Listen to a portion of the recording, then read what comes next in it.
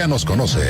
Regresamos por Radar 107.5 FM y Canal 71, la tele de Querétaro. La opinión, Radar News.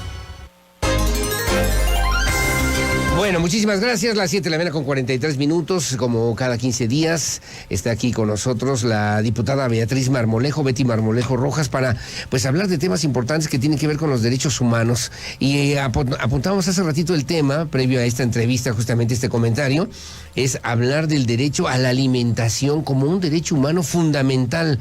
Por cierto, mi querida Betty Marmolejo, ¿cómo estás? Buenos días. Bien, Aurelio, muchas gracias. Con el gusto de saludarte a ti, por supuesto, a todos los radioescuchas. Igualmente, diputada, además, en la 60 legislatura del Estado y además, justamente, coordinando estos esfuerzos a través de esta comisión que tiene que ver con los derechos humanos en el Congreso queretano. Bueno, ¿por qué hablar del derecho a la alimentación como un derecho humano, un derecho fundamental, un derecho que tenemos que reconocer, que debemos además respetar en buena parte y que además se convierte en una prerrogativa humana que debemos como ciudadanos exigir, mi querida Betty Marmolejo? Sí, bueno, en la Comisión Legislativa que encabezamos, Derechos Humanos e Igualdad de Género, nos hemos comprometido en esta responsabilidad que tenemos todas las autoridades de promover, difundir para garantizar los derechos humanos en México. Sí. Y en este sentido hemos elegido las diferentes fechas en las que se conmemoran diferentes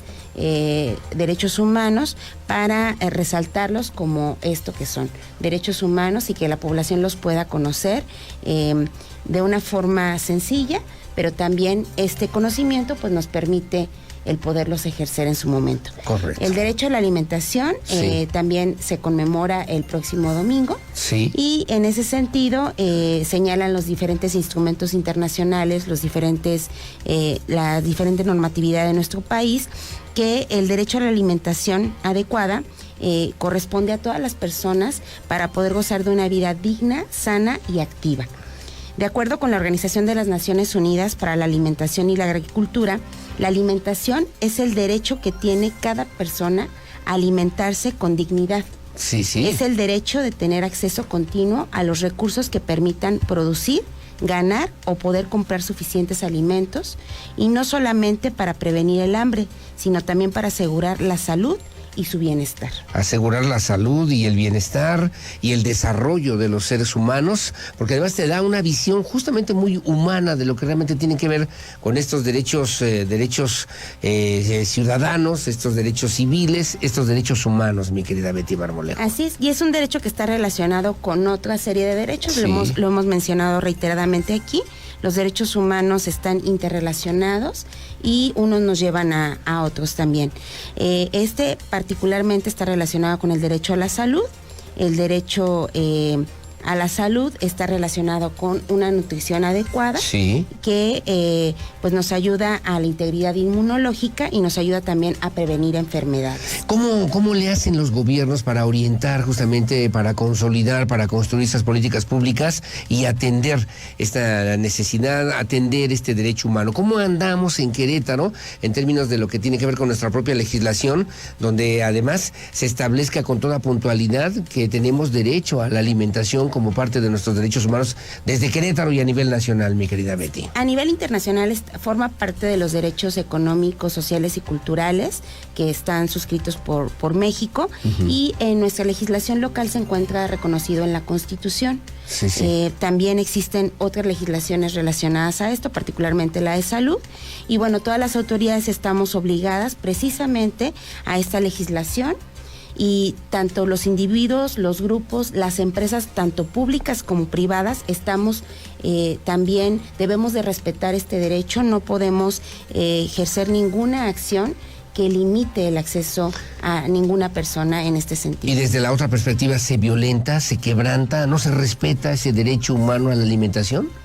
Pues, ¿Es recurrente, es frecuente eso, Betty? Mira, hay grupos de la población que están más expuestos a esta carencia. Uh-huh. Nos vamos a los indicadores de pobreza y de hambre. Sí. Estos grupos sociales son tanto los adultos mayores como las niñas y los niños.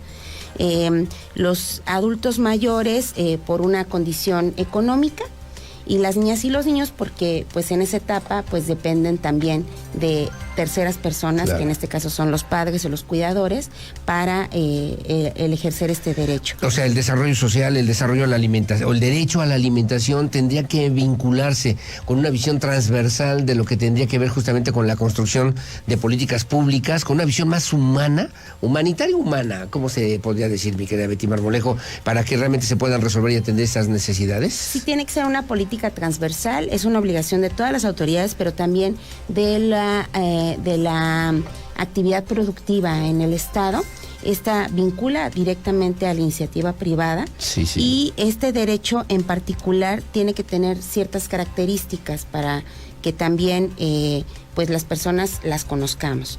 En primera instancia tienen que ser alimentos. El gobierno tiene que tener programas de apoyo a la producción, sí, al campo específicamente, y bueno, estos alimentos tienen que ser seguros para el consumo humano, es decir, la autoridad tiene que proteger las tierras de cultivo o de ganadería para que pues estén libres de contaminación, sí, sí, y también, sí, de destrucción, sí, para sí, que sí, estos, claro, alimentos puedan ser saludables.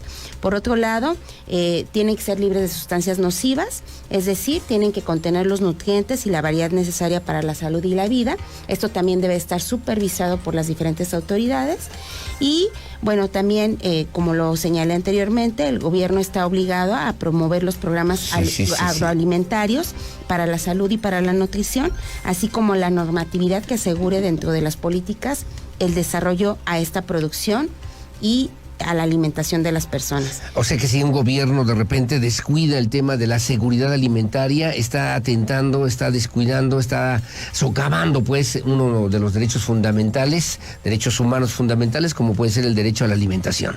Y a la salud, son los dos, claro, derechos directamente ligados, y pues que están relacionados también, por supuesto, el derecho a la vida. ¿Cómo explicamos? Estaba usando aquí algunos, lo que estás diciendo me parece muy interesante, estaba leyendo algunos datos. Sigue habiendo hambruna, sigue habiendo hambre en el mundo. Estaba yo revisando este dato, según un informe de las Naciones Unidas, las cifras de hambre en el mundo han aumentado, han alcanzado los 828 millones de personas tan solo al 2021, lo que supone un aumento de al menos 46 millones del 2020 al 2021 y otros 150 millones al 2022, que se convierte también y que genera efectos por la pandemia, enfermedades como también obviamente las epidemias o las pandemias, según lo informan las Naciones Unidas. O sea, ¿cómo explicar que habiendo políticas públicas que deben atender esta problemática, que es un derecho humano fundamental, sigue habiendo hambre en el mundo, en México, en nuestro Querétaro, mi querida Betty Marmolejo? Pues tiene que ver con una serie de derechos, como te lo comentaba, pues en primera instancia el derecho a la vida, el derecho a la alimentación, el derecho al empleo, al trabajo, para que haya esa producción también, todos los apoyos al medio ambiente y al campo para que también se puedan seguir generando condiciones y la sanidad que deben de tener estos productos. Y por otro lado también pues una cultura de prevención en la sociedad, tanto para cuidar nuestros hábitos de consumo como el también no desperdiciar la comida, porque desafortunadamente hay indicadores también de un alto desperdicio, claro, de comida, claro, de alrededor del 40% en el mundo. Sí, claro. En una lógica, dirían algunos, del consumo capitalista, de usar y de tirar, y donde además tendríamos que pensar en una nueva forma, y por eso las economías circulares, me parece, van también enfocadas en esta otra parte, que no solamente tiene que ver con la posibilidad de no desperdiciar, de no generar tanta basura, sino al mismo tiempo de respetar esos derechos humanos para que haya más gente que tenga acceso a la alimentación, mi querida Betty. Como lo podemos ver, son políticas transversales, y en este caso también como representante de la zona rural de este municipio capital, es para mí muy importante el traer el tema del campo a esta mesa. Bueno, me preguntan, y que me parece además interesante, ¿cómo, cuándo, dónde y quiénes pueden reclamar, quiénes pueden ejercer este derecho a la alimentación y ante quiénes? El derecho pertenece a todas las personas, ahí sí no hay distinción, y como lo señalaba, tanto autoridades en el sector público como los medios de producción, vamos a hablarlo de esa forma, o las personas que generan la producción de los alimentos están obligadas a respetar este derecho. Bueno, pues qué importante, y de repente pareciera que es algo más, pues sí, de derecho a la alimentación. No, es un derecho humano. Hablamos de los derechos fundamentales, que justamente es esta nueva forma para poder considerar desde la perspectiva jurídica incluso estos derechos que son de todos los seres humanos a nivel local, a nivel nacional y también a nivel internacional, que tiene que ver con la seguridad alimentaria, como bien lo puntualizaba la diputada Betty Marmolejo, y que tiene que ver con el acceso también a la salud en esta visión transversal que debe servir para que las políticas públicas realmente atiendan a la gente que más lo requiere en este esquema de atender la pobreza alimentaria, y que significa también en uno de los derechos que los gobiernos tienen la obligación de atender día a día a través de las diferentes instancias, mi querida Betty Marmolejo. Así es. Otro indicador que existe también importante es, por ejemplo, en el caso del campo queretano, pues el apoyar con los programas para que se pueda seguir produciendo alimentación y todos esos temas con la calidad que es necesario. Pero por otro lado, la pobreza alimentaria se da mucho también en la zona urbana. En la zona rural, la gente está educada y tiene el conocimiento para hacer la producción de sus propios alimentos. Sin embargo, en la zona urbana existen indicadores de pobreza muy altos, particularmente en adultos mayores. Tiene razón, porque es un consumo local, no un autoconsumo, ¿no? Tienen ahí algo que comer y más o menos pueden sobrellevarla. Pero ¿qué pasa en las ciudades? Si no hay una producción en el campo, si no hay una seguridad alimentaria, si los jitomates, las cebollas, las tortillas, el maíz no llega a la mesa en las zonas urbanas, el tema se vuelve mucho más complejo todavía, mi querida Betty. Así es, y pues ahí el llamado a que todos participemos para poder ejercer este derecho.